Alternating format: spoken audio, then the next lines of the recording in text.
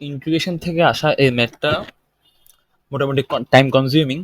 তুমি চাইলে চিত্র আঁকতে পারো, নাও আঁকতে পারো, কারণ যেহেতু টাইম কম, চিত্র না আঁকলেও খুব একটা সমস্যা নাই। আর যদি তোমার চিত্র আঁকা লাগে তাও আঁকতে পারো, ব্যাপার না। তবে স্পেস কিন্তু এত বেশি থাকে না, এটা একটু মাথায় রাখতে হবে। তো যাই হোক, শুরু করি। প্রথমে কি করতে হবে? প্রথমে হচ্ছে আমার তাদের ছেদবিন্দুগুলো বের করতে হবে, অর্থাৎ এই দুইটা কোন কোন জায়গায় ছেদ করে। চলো দেখি, বের করি। ওয়াই স্কোয়ার সমান এক্স মাইনাস ওয়ান সমান কি লিখতে পারবো? এইখান থেকে লিখতে পারবো x minus one divide by two whole square, এভাবে লিখতে পারবো। কিভাবে? এখান থেকে আমি ওয়াই সমান পাবো x minus one divide by two, এটা পাবো। যেহেতু আমি ওয়াই স্কোয়ারের মান বসাইছি, এটা এটা ওয়াই স্কোয়ার সমান হচ্ছে এটা, এখান থেকে পাইছি। আবার এখান থেকে ওয়াই স্কোয়ার সমান এটা পাইছি না, ওই কারণে। এখন সমান কেন লিখতেছি? কারণ আমি ছেদবিন্দু বের করতেছি। ছেদবিন্দুতে তারা কি করে? তারা উভয়ই সমীকরণ সিদ্ধ হয়। আর যাই হোক, এখন এখান থেকে পাবো হচ্ছে 4 × x−1। 4 কেন? এই নিচের যে স্কোয়ারের ফলে একটা 4 আসবে, এটাকে আমি এই পাশে পাঠিয়ে দিয়েছি। এদিকে হচ্ছে x−1 হোল স্কোয়ার। এখন তারপর করবো হচ্ছে x−1 whole square minus 4 × x−1 equal to 0। x−1 into x−1 minus 4 equal to 0। সুতরাং x−1 into x−5 equal to 0। সুতরাং x সমান 1, 5 বা 1/5, তার মানে এই দুইটা বিন্দু ছেদ করে। দুইটা বিন্দু যদি ছেদ না করতো আমি কিন্তু ক্ষেত্রফল বের করতে পারতাম না। জিনিসটা হচ্ছে এরকম। তো এরকম আছে, একটা বক্ররেখা যাচ্ছে, একটা সরলরেখা এভাবে আসতেছে, দুইটা বিন্দু ছেদ করবে। এখানে মাঝখানে যে জায়গাটা আছে, আমি এখানে দেখাচ্ছি কিভাবে আছে। এখানে ছেদ করবে, এখানে ছেদ করবে, মাঝখানে যে জায়গাটা থাকবে ওইটার ক্ষেত্রফলটা আমাকে বের করতে বলছে। বুঝতে পারছো? তো ওই দুইটা বিন্দুর আমি এক্স এর মানটা বের করে ফেলছি, এখন ওয়াই এর মান বের করা লাগবে। তো আমি ওয়াই এর মান কিভাবে বের করবো? আমি দুই ভাবে বের করতে পারি। একটা হচ্ছে এখান থেকে বের করতে পারি, আর একটা হচ্ছে এখান থেকে বের করতে পারি। তো যেটাতে এস করে আমি চেষ্টা করবো ওইটা দিয়ে বের করার। আমি যদি এখানে এক্স এর মান 1 বসাই, তাহলে আসবে 0। তো সুতরাং ওয়াই সমান একটা আসবে 0, 1 এর জন্য 0 আসবে, আর 5 এর জন্য কত আসবে?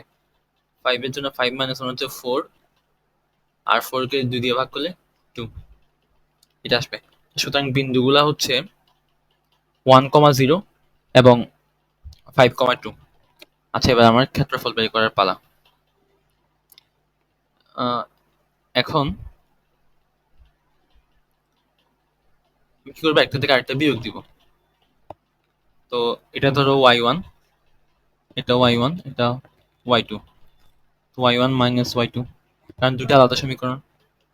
এখন কত থেকে কত নিব এটা নির্ভর করতেছে আমি কার সাপেক্ষে ক্ষেত্রফলটা বের করতেছি। আমি যদি এক্স এর সাপেক্ষে ইন্টিগ্রেশন করি তাহলে এক্স এর মানটা বসাবো, আমি যদি ওয়াই এর সাপেক্ষে ইন্টিগ্রেশন করি তাহলে ওয়াই এরটা বসাবো। এখন এখানে কিন্তু সবচেয়ে ভালো হয় ওয়াই দিয়ে করার। কেন? কারণ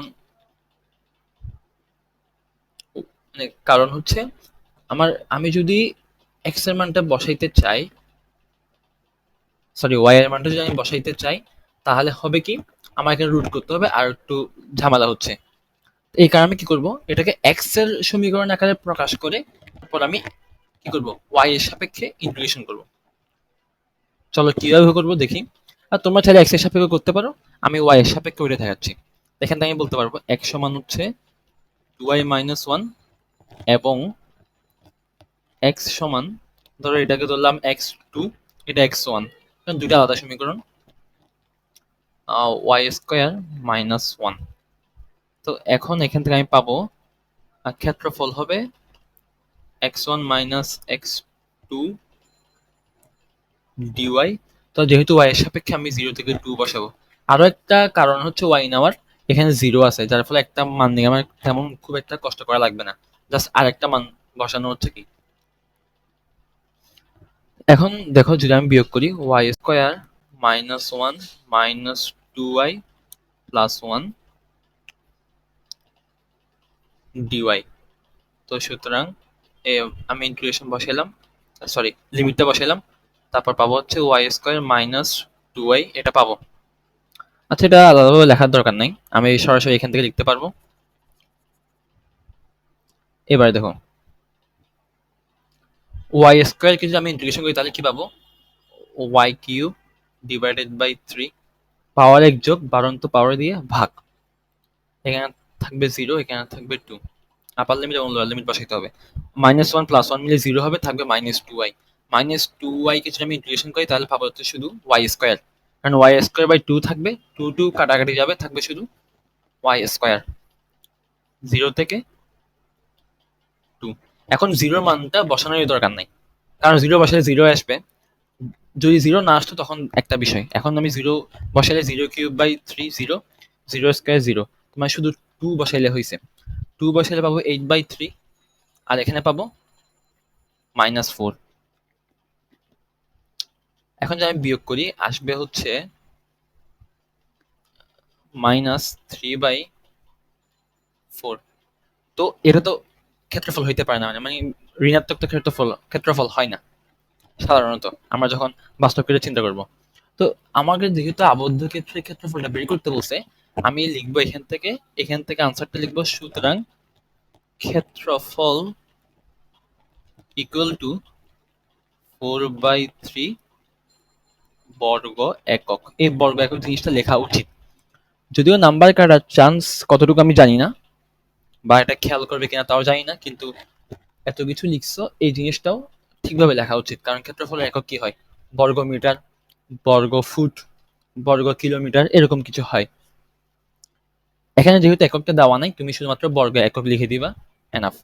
তো আশা করি তোমরা ম্যাথটা বুঝতে পারছো। তোমরা যদি উল্টাভাবে করতা, যে আমি ডিওয়াই করছি অর্থাৎ ওয়াই এর সাপেক্ষে ইন্টিগ্রেশন করছি, তোমরা চাইলে এক্স এর সাপেক্ষে ইন্টিগ্রেশন করতে পারতা, একই আনসার আসতো। কিন্তু তখন তোমাকে এই ওয়াই কে যখন কনভার্ট করবা, মানে আমি তো ওয়াই স্কোয়ার মান বসাবো না, আমি বসাবো ওয়াই এর মান, তখন কি লিখতে হবে, ওয়াই সমান √x - 1। তো ওইটা লিখাটা একটু কি টাফ, রুট নিয়ে কাজ করাটা। তো আমি এটা নিয়ে কাজ করছি, বুঝতে পারছো?